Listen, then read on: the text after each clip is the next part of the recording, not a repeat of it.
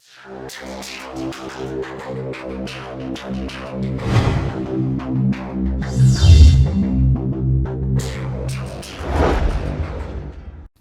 2024년 9월 5일 이정훈입니다. 총선 패배한 후 윤석열 정부가 좀 달라졌죠. 처음에는 갈피를 잡지 못하다가 좀 강한 모습을 보이고 있습니다. 이진숙 방통위원장 탄핵당하긴 했지만 추진했었고, 김문수 노동부 장관 지명했고, 신원식 안보실장 임명했고, 확실히 좀 과거와 달리 부닥침을 무릅쓰고 가는 모습입니다.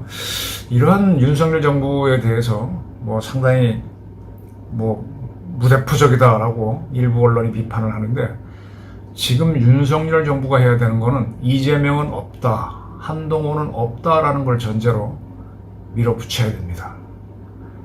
개혁이라고 하는 거는 글쎄요, 플랜 자체가 아주 엉터리도 있겠죠. 근데 그거보다는 좌고우면하다가 더 실패를 합니다. 그래서 이게 맞다고 생각되면은 마지막 계획이 틀려서 자폭을 한이 있더라도 밀어붙여야 되는데, 그런 모습을 못 보이면 오도 가도 못하고 돈자가 됩니다. 지금 이재명 야당 대표가 하는 거 하고 한동훈 여당 대표가 하는 걸 보면서 민심을 수렴하니 이런 식으로 가다가는요, 윤석열 정부는 탄핵이 아니라 가장 무능한 정권으로 역사에 기록될 수 있습니다. 그걸 피하고 한국 사회를 좀 더 전진시키려면은 이재명과 한동훈을 무시하고 마위를 해야 됩니다. 제가 이런 말씀을 드리는 거는 지난 4월 총선 이후에 이재명 대표하고 윤석열 대통령이 만났을 때 이재명 대표는 정치적 쇼를 하긴 했지만은 윤석열 정부가 하는 의료 계획을 적극적으로 지원하겠다, 지지하겠다 그랬습니다. 그런데 지금 와서는 무슨 얘기를 하는가 하면은 고집불통 윤석열 정부가 하는 의료 계획을 보게 되면 자괴감이 든다, 이렇게 말을 바꾸고 있어요. 지금 의료 개혁에 대해서 제대로 되지 않고, 그것도 언론이 그렇게 보도하니까 그런 건데, 인기가 없는 걸로, 또 제가 보기에는 강남의 부유층들이 자기들이 병원 가는 게 조금 불편하니까 의료 개혁 뭐하러 하느냐, 그냥 둬라, 이런 소리가 나오니까 이제 그걸 믿고 이제 말을 바꾸는 거죠, 이재명.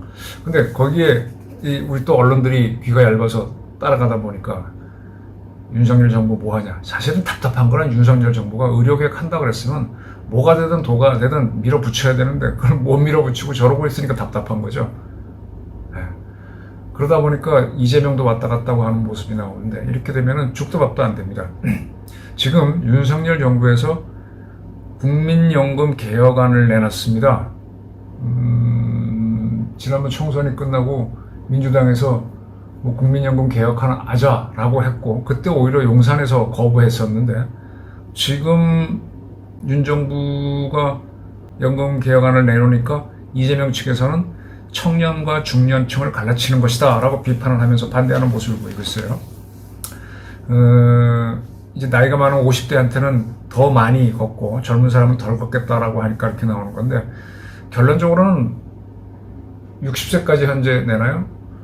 그걸 기준으로 한다면 더 많은 연금을 내야 되니까 나이 많은 사람들은 더 내게 하는 것 뿐이고 젊은 사람들은 덜 내게 해서 결국은 같은 건데, 두 안에 그전에 이재명 대표가 제의했던 거나 현재 윤석열 정부가 내놓았던 국민연금 개혁안이랑 큰 차이가 없습니다.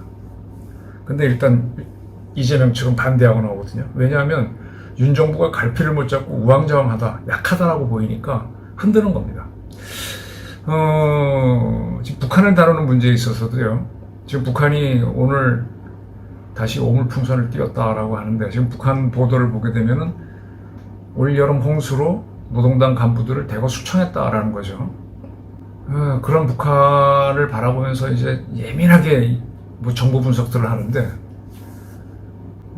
저는 북한을 보는 거하고 국내 개혁 문제를 보는 거는요, 큰 틀에서 보고 그 정책을 세워서 하려고 하는 순간에 생기는 미묘한 정보 변화는 결정적인 게 아니면 무시해야 된다고 봅니다.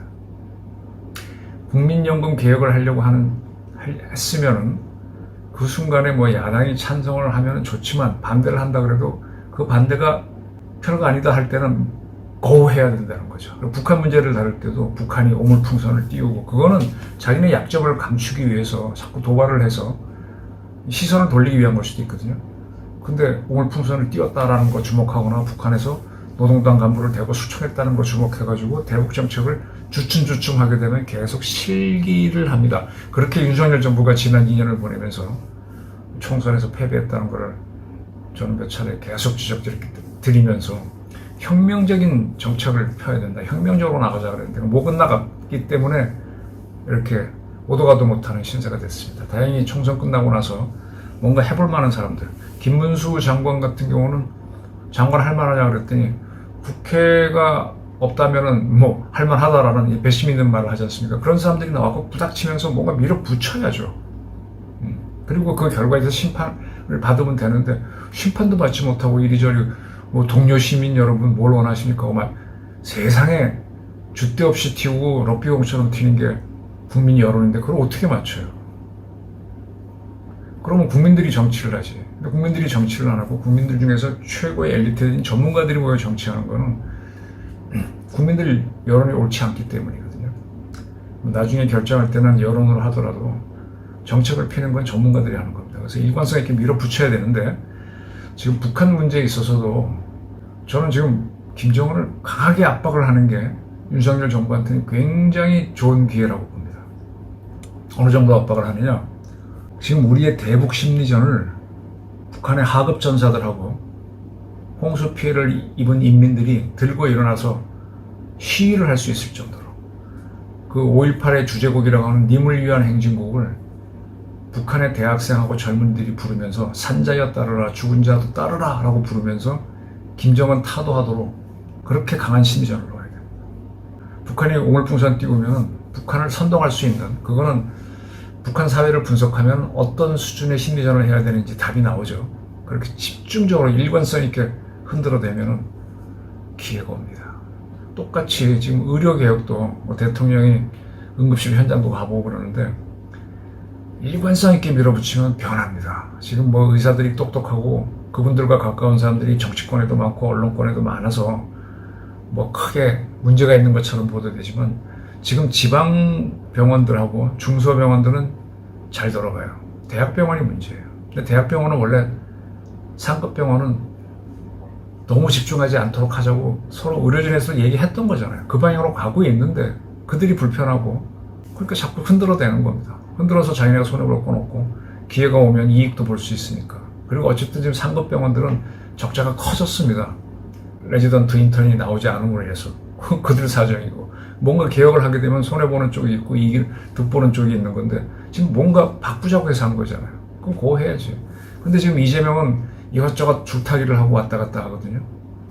그런 거를 노리는 게 북한도 마찬가지입니다. 그래서 저는 윤석열 정부에서 국방부 장관 김영현 씨가 지명되겠죠. 임명이 되겠죠. 또 신원식 안보실장은 이미 됐고. 그래서 안보면에서도 북한을 심리전적으로 굉장히 압박을 하고